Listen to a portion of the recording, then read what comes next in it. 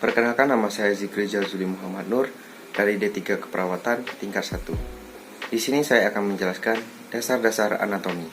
Dasar-dasar anatomi.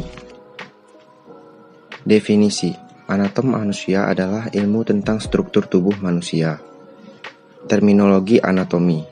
Posisi anatomi adalah ketika seorang menghadap ke depan dan kepala tegak lurus, kedua tangan berada di samping, telapak tangan menghadap ke depan dan jempol mengarah menjauhi tubuh. Bidang anatomi.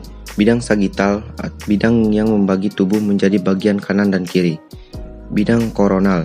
Bidang vertikal yang melalui tubuh, letaknya tegak lurus terhadap bidang median atau sagital, membagi tubuh menjadi bagian depan, frontal, dan belakang, dorsal. Bidang transversal. Bidang yang terletak melintang melalui tubuh. Bidang X, Y. Bidang ini membagi tubuh menjadi bagian atas, superior, dan bawah, inferior. Terminologi arah pada tubuh. Medial, lebih dekat ke bidang median. Lateral, lebih jauh ke bidang median.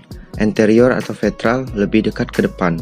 Posterior atau dorsal, lebih dekat ke belakang. Superior kranial, lebih dekat pada kepala. Inferior atau cauda, lebih dekat pada kaki. Proximal, lebih dekat dengan batang tubuh atau pangkal. Distal, lebih jauh dari batang tubuh atau pangkal. Internal, ke arah dalam. Terminologi arah pada tubuh. Eksternal, ke arah luar. Superficial, lebih dekat ke atau di permukaan. Profunda, lebih jauh di permukaan. Dextra, kanan. Sinistra, kiri. Terminologi gerakan anatomi. Fleksi, gerakan menekuk atau membengkokkan. Ekstensi, gerakan meluruskan. Terminologi gerakan anatomi. Aduksi, gerakan mendekati tubuh. Abduksi, gerakan mengangkat. Terminologi gerakan anatomi. Elevasi, gerakan mengangkat. Depresi, gerakan menurunkan. Inversi, gerak memiringkan kepala ke belakang tubuh. Eversi, gerak memiringkan telapak kaki keluar tubuh. Supinasi, gerakan mengadahkan tangan. Sopronasi, gerakan menelungkupkan. Endorotasi, gerakan ke dalam pada sekeliling sumbu panjang tulang yang bersendi atau rotasi.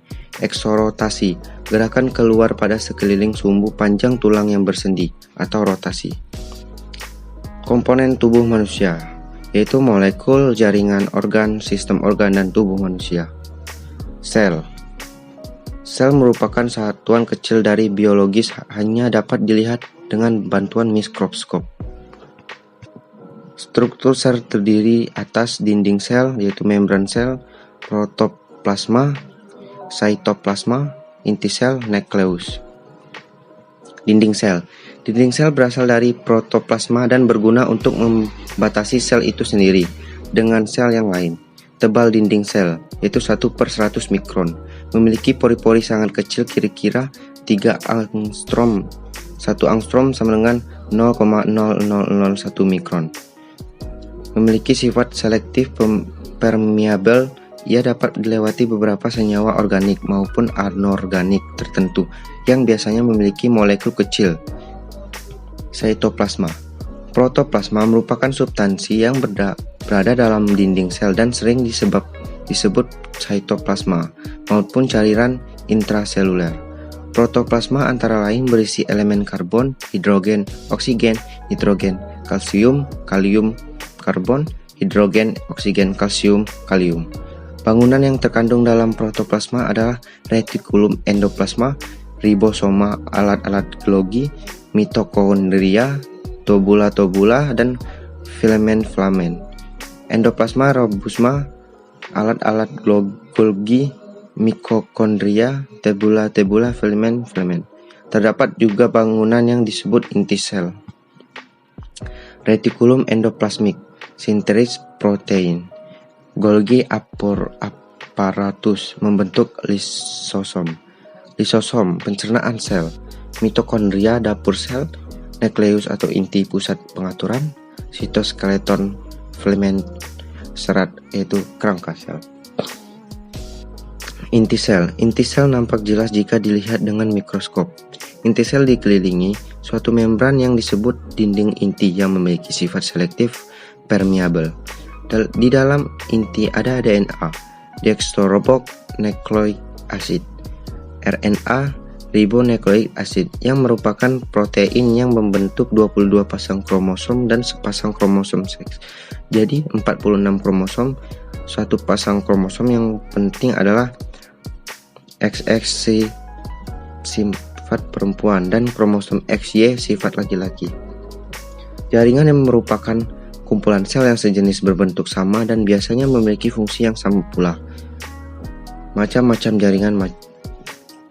Jaringan epitel, jaringan pengikat konektif atau tisu, jaringan otot muskel tisu, jaringan syaraf nervous tisu.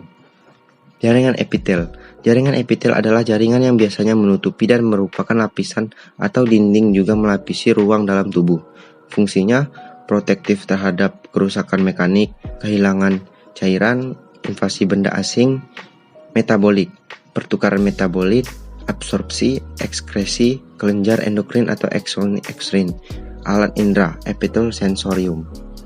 Pembagian epitel, jaringan epitel, epitel pelapis, epitel kelenjar, epitel selapis, epitel berlapis, ekskrin, dan endokrin, squamous, cuboid, kelumas, pseudofasit, squamous, cuboid, kolumnar, transisional. Ini adalah gambar contoh epitel selapis. Dan ini adalah contoh gambar epitel berlapis. Jaringan ikat berguna untuk mengikat substansi, tersusun berlapis-lapis dan lebih teratur bentuknya. Macam-macam jaringan pengikat tubuh. A. Jaringan lemak bawah kulit. B. Jaringan aerolar, mengisi ruangan kosong pada tubuh. Kalau tubuh banyak cairan disebut edem atau busung. C. Jaringan fibrous, tendo, otot, dan fascia. D. Jaringan retikulum, membentuk anyaman dan retikulum sel seperti bintang yang dikelilingi serat halus pada hati limfonodi limpa. E. Jaringan tulang rawan pada daun telinga. F. Jaringan tulang atau kerangka. Jaringan otot berdasarkan struktur dan fungsinya. 1. Otot polos, textus muscularisum. Stratus, otot serat lintang, otot jantung. Otot polos, bentuk seperti kumpulan atau fusiform. Inti di tengah sel, sitoplasma homogen, lokasi pada semua alat yang membantu melakukan kontraksi di luar kehendak kita, ekmal intensin.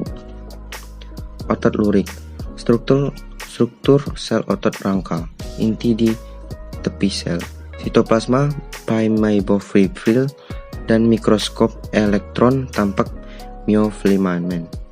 Otot jantung, sel-sel berbentuk silinder saling berhubungan dengan hubungan khusus diskus intraklatus. Sitoplasma mirip otot rangka, nukleus terlihat jelas di pusat sel, kontraksi tidak disadari. Jaringan saraf, sel saraf neuron, penghantar impuls, sel penyokong neoglea, mengikat neuron dengan satu lainnya. Struktur badan sel saraf atau soma, tempat sintesis integrasi impuls saraf. Dendrit mengumpulkan pesan yang datang menuju ke soma, input processing. Neurit atau akson menghantarkan impuls saraf ke sel saraf lain atau output.